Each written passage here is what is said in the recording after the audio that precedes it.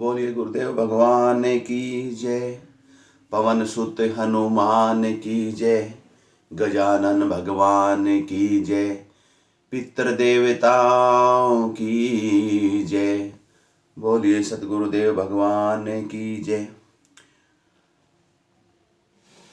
आज मैं श्री रामचरितमानस का प्रथम सोमवार शुरू करता हूँ। आशा है आप भक्तों को ये अच्छा लगेगा और इससे को सुनने से अपने जीवन में बदलाव आएगा। आशा आप इसे ध्यान से सुने। जय श्री राम, जय सीता माता, जय सतगुरुदेव भगवान की। यह रामायण तुलसीदास द्वारा रचित है। हिंदी भाषा में इसका वर्णन करूंगा। पहला भाग है बालकांड। अक्षरों, अर्थ समूह, रसों, छंदों और मंगलों की करने वाली सरस्वती जी और गणेश जी की मैं वंदना करता हूँ। श्रद्धा और विश्वास के स्वरूप श्री पार्वती जी और श्री शंकर जी की मैं वंदना करता हूँ, जिनके बिना सिद्ध जन अपने अंतकरण में स्थित ईश्वर को नहीं देख सकते।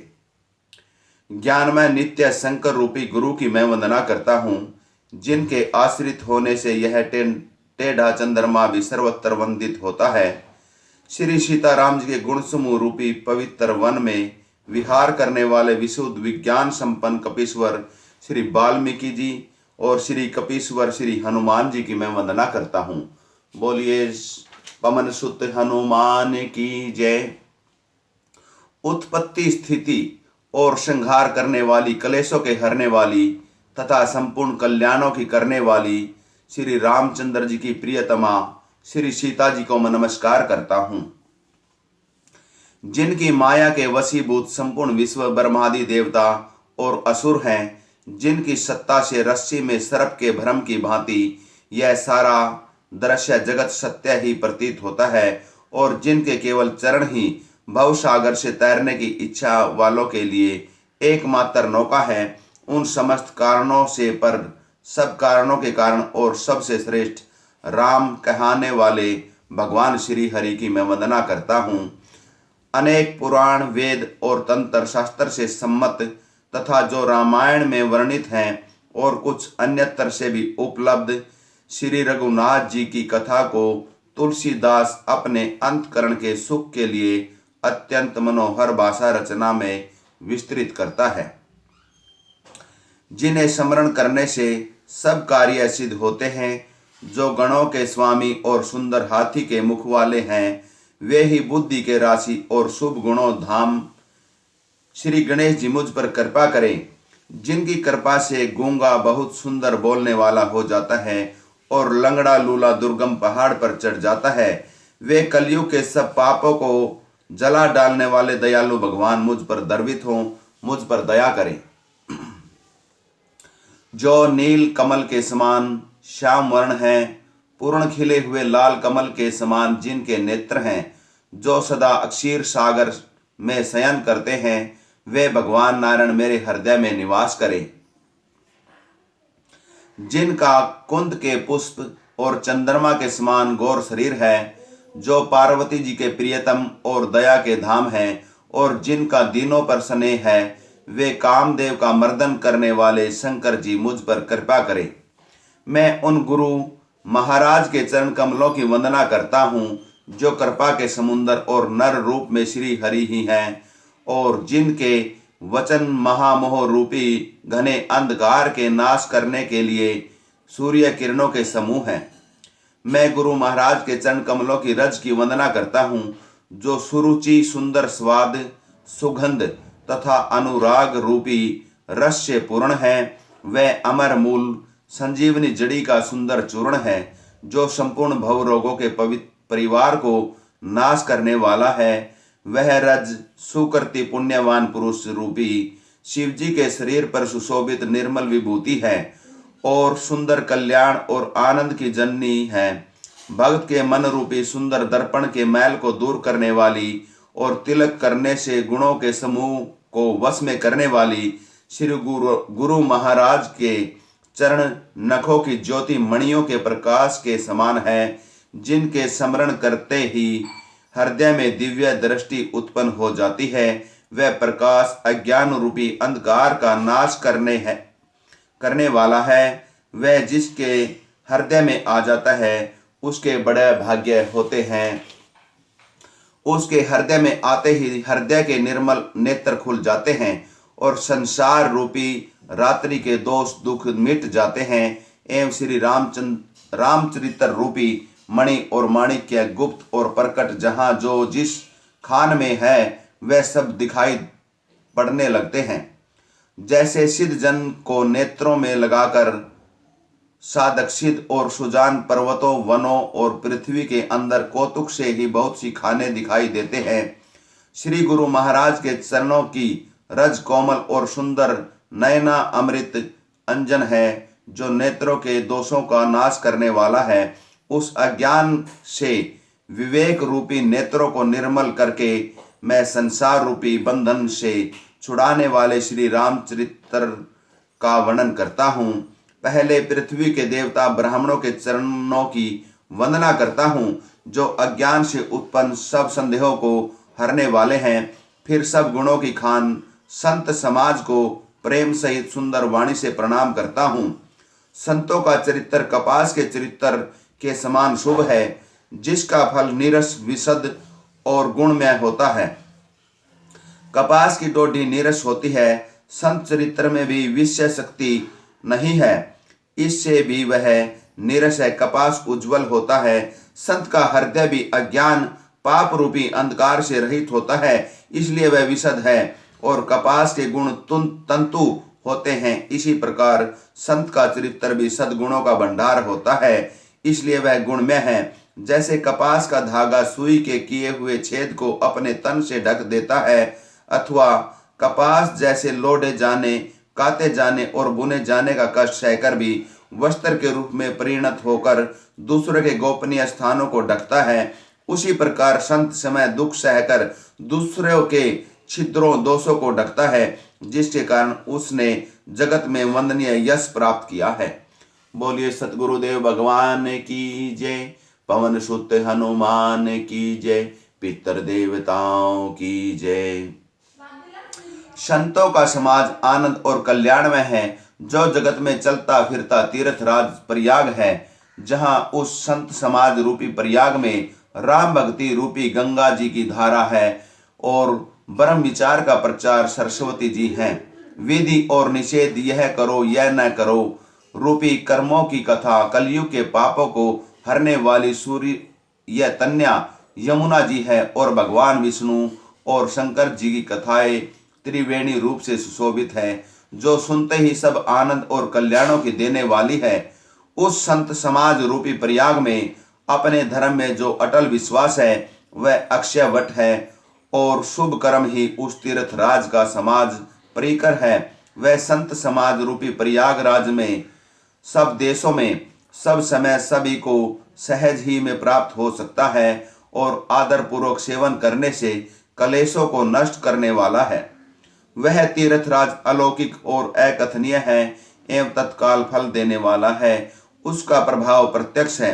जो मनुष्य इस संत समाज रूपी तीर्थराज का प्रभाव प्रसन्न मन से सुनते और समझते हैं और फिर अत्यंत प्रेम पूर्वक इसमें गोते लगाते हैं, वे इस शरीर के रहते ही धर्म अर्थ काम मोक्ष चारों फल पा जाते हैं।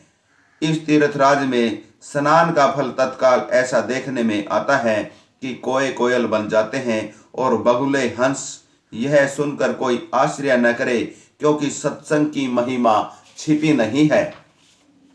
वाल्मीकि जी, नारद जी और अगस्त्य जी ने अपने अपने मुखों से अपनी होनी जीवन का वृतांत कही है। जल में रहने वाली, जमीन पर चलने वाले और आकाश में विचरने वाले नाना प्रकार के जड़ चेतन जितने जीव इस जगत में हैं, उनमें से जिसने जिस समय जहाँ कहाँ कहीं भी जिस किसी यत्न से बुद्धि कीर्ति सदगति विभूति ऐश्वर्य और भलाई पाई है, सो सब सत्संग का ही प्रभाव समझना चाहिए। वेदों में और लोकों में इनकी प्राप्ति का दूसरा कोई उपाय नहीं है।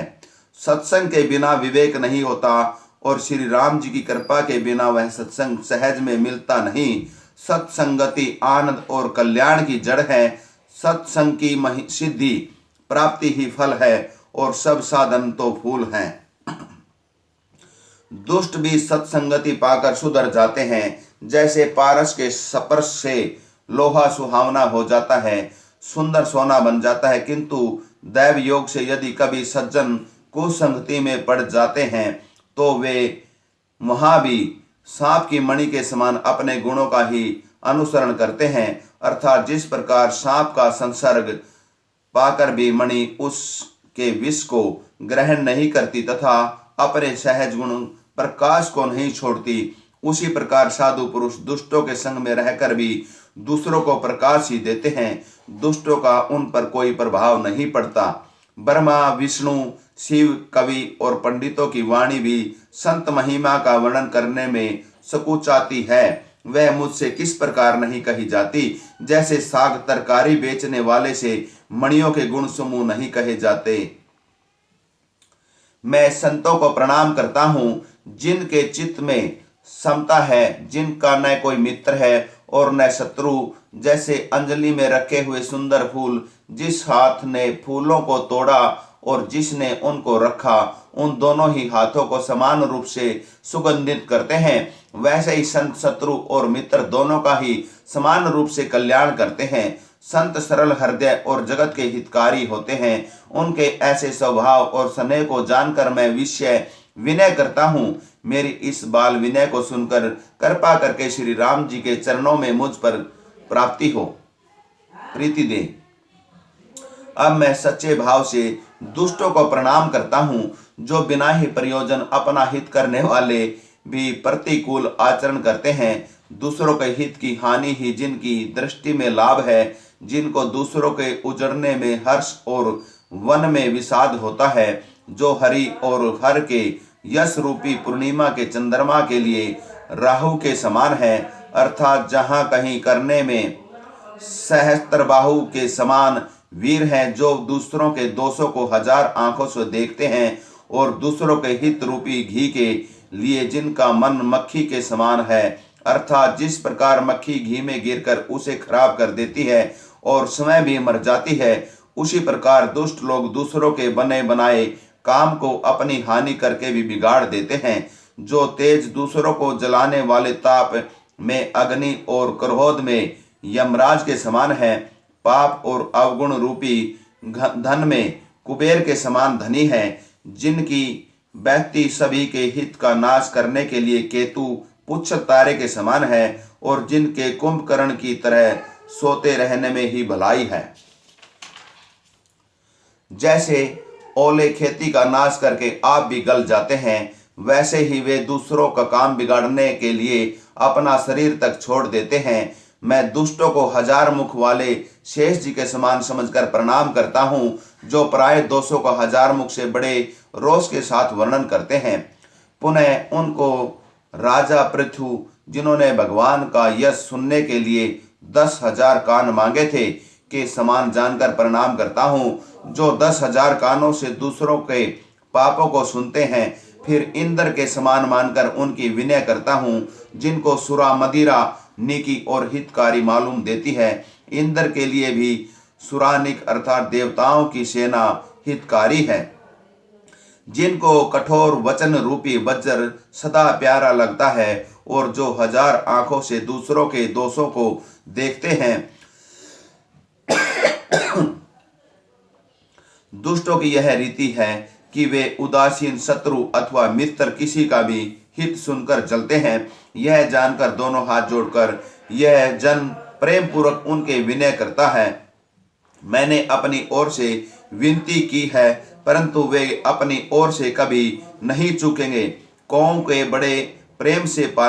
बड़े प्रेम से पालिए, परंतु वे क्या कभी मांस के त्यागी हो सकते हैं। अब मैं संत और असंत दोनों के चरणों की वंदना करता हूँ। दोनों ही दुख देने वाले हैं, परंतु उनमें कुछ अंतर कहा गया है। वह अंतर यह है कि एक संत तो बिछुड़ते समय प्राण हर लेते हैं और दूसरे असंत मिलते हैं तब दारुण दुख देते हैं। अर्थात संतों का बिछुड़ना मरने के समान दुखदायी होता है और असंतों का मिलना। दोनों जगत में एक साथ पैदा होते हैं, पर एक साथ पैदा होने वाले कमल और जौ की तरह उनके अलग अलग होते हैं। कमल दर्शन और स्पर्श से सुख देते हैं, किंतु जोग शरीर का स्पर्श पाते ही रक्त चूसने लगती है।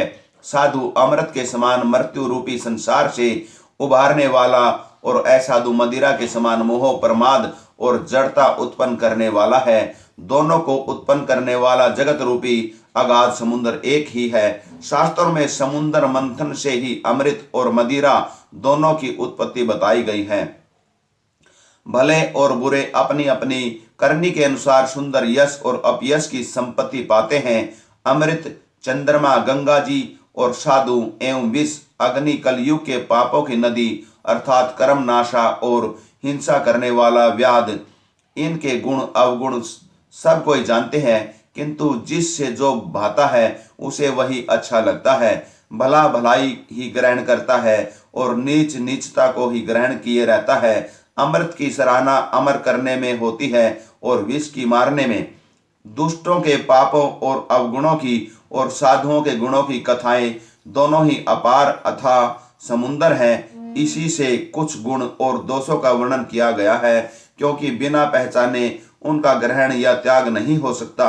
भले और बुरे सभी ब्रह्मा के पैदा किए हुए हैं। वे गुण और दोषों को विचार कर वेदों ने उनको अलग अलग कर दिया है।